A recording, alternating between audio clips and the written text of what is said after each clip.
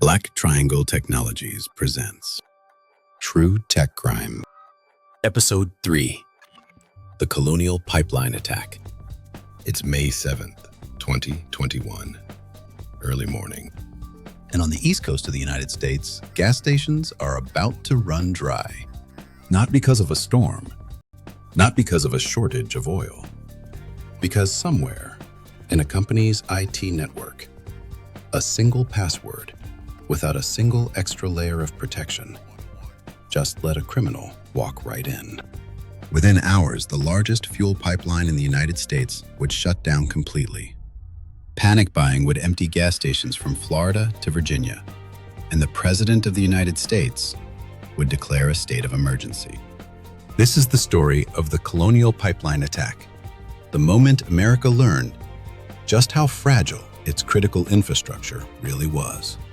Colonial Pipeline isn't a household name, but what it does touches almost everyone on the East Coast. The pipeline stretches 5,500 miles from Texas to New Jersey.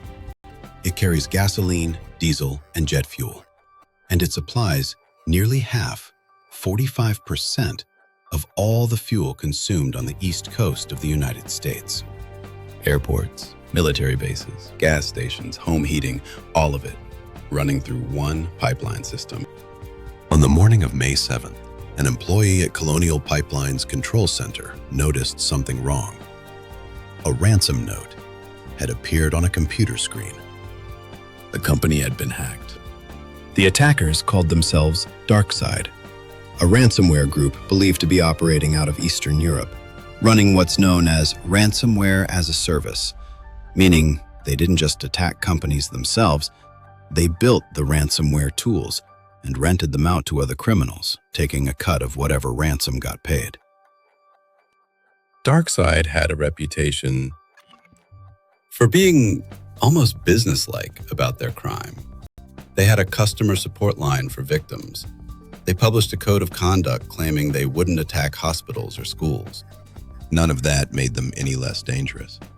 DarkSide had gotten into Colonial's network nearly a week earlier, on April 29th. And here's the detail that should make every business owner's stomach turn. They got in through a single compromised password. The password belonged to a Colonial Pipeline employee's VPN account, a virtual private network connection that let employees access the company's systems remotely. That VPN account was supposed to be retired. It was an old account, no longer in active use, but nobody had actually deactivated it. And critically, it had no multi-factor authentication, no second layer of verification, just a username and a password. Investigators later discovered the password itself had appeared in a batch of leaked credentials on the dark web, likely stolen from the employee in a completely unrelated data breach at some point in the past. The employee may have reused that same password across multiple accounts, a habit that's astonishingly common and astonishingly dangerous. Attackers routinely test leaked password databases against other services, hoping people have reused their credentials somewhere valuable. In this case, it worked. One password, one account nobody remembered to close. No MFA. That was the entire attack surface DarkSide needed to get inside one of the most critical pieces of infrastructure in the country. Once inside, DarkSide didn't rush.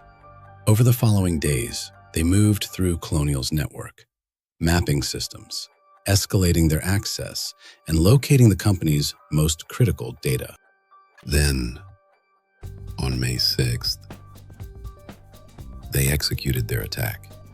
They stole nearly 100 gigabytes of data from Colonial's network, exfiltrating it to their own servers as leverage. Then, they deployed ransomware, encrypting Colonial's IT systems. This is called double extortion. Encrypt the data so the company can't use it, and steal a copy so you can threaten to leak it publicly if they don't pay. Even if a company can restore from backups, the threat of a public data leak adds massive additional pressure to pay.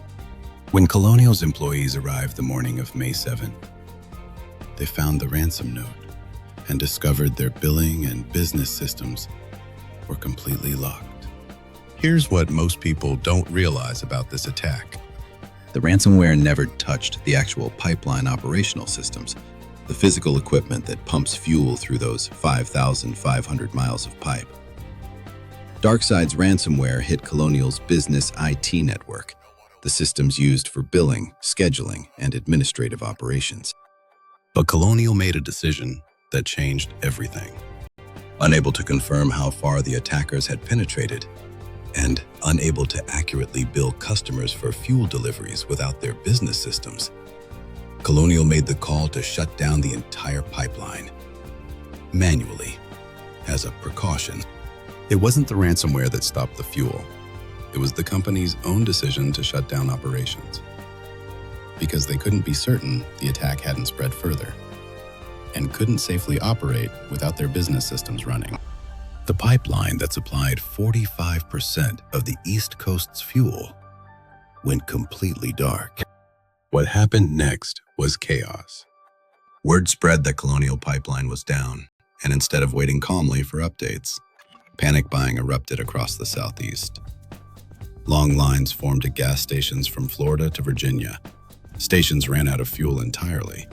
Some people filled plastic bags with gasoline, an act so dangerous it prompted public safety warnings from multiple state governments. Airlines had to adjust fuel logistics, the governors of multiple states declared states of emergency, and on May 11th, President Biden signed an emergency declaration allowing fuel to be transported by truck instead of pipeline to relieve the shortage. Average gas prices climbed above $3 a gallon for the first time since 2014. All of this from a shutdown that lasted 6 days. Behind closed doors, Colonial faced an impossible decision. Restoring the pipeline from backups would take time the company and the country didn't have, given the mounting public pressure and economic damage. DarkSide was demanding a ransom of 75 Bitcoin, worth approximately $4.4 million at the time. On May 7th, the same day the attack was discovered, Colonial's CEO authorized the payment. It was a decision that drew significant criticism. Paying ransoms is widely discouraged precisely because it funds and validates the criminal business model, encouraging more attacks.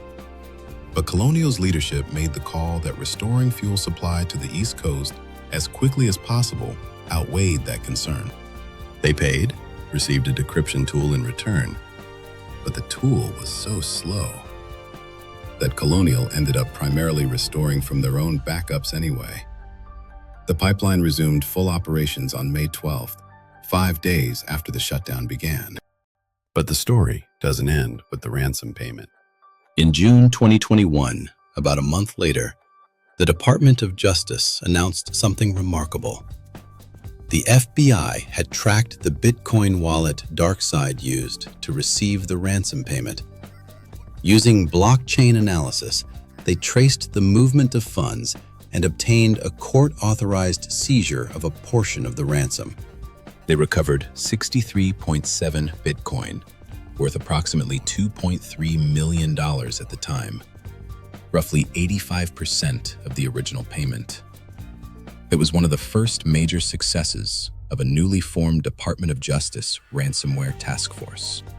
DarkSide itself claimed to shut down shortly after the attack, under pressure from law enforcement and from the Russian government, which reportedly didn't appreciate the international attention.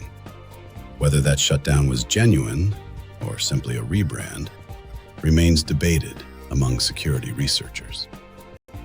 Ransomware groups frequently reappear under new names. The consequences for Colonial and for the broader industry were substantial. The attack prompted the Biden administration to issue an executive order on improving the nation's cybersecurity, one of the most significant cybersecurity policy actions in U.S. history. The Transportation Security Administration issued new mandatory cybersecurity requirements for pipeline operators for the first time. Congress held hearings. Colonial's CEO testified before the Senate. And perhaps most significantly, The attack forced a national reckoning with a simple, uncomfortable fact. Critical infrastructure, the systems that deliver fuel, water, and power to millions of people, was being protected with the same basic security gaps found in small businesses everywhere. One old VPN account, one reused password, no multi-factor authentication. That's not a sophisticated nation-state attack. That's the exact same vulnerability sitting in thousands of small and mid-sized businesses across the country right now. Here's what this story actually means for you. Colonial Pipeline had far more security resources than the vast majority of small businesses, and they were still brought down by a single forgotten account and a reused password. If it can happen to critical national infrastructure, it can happen to any business that has even one account without multi-factor authentication. One employee who reused a password from a personal account that later got breached somewhere else entirely. The fix isn't complicated or expensive. MFA on every account. A process for actually deactivating old accounts when employees leave or roles change. And a policy against password reuse, enforced with a password manager, not just a memo nobody reads. These aren't enterprise-level investments, they're basic hygiene. And Colonial Pipeline is proof of exactly what happens when even one account slips through the cracks. Follow Black Triangle Technologies on YouTube, Instagram, and Facebook for new true tech crime stories every week and the lessons they leave behind.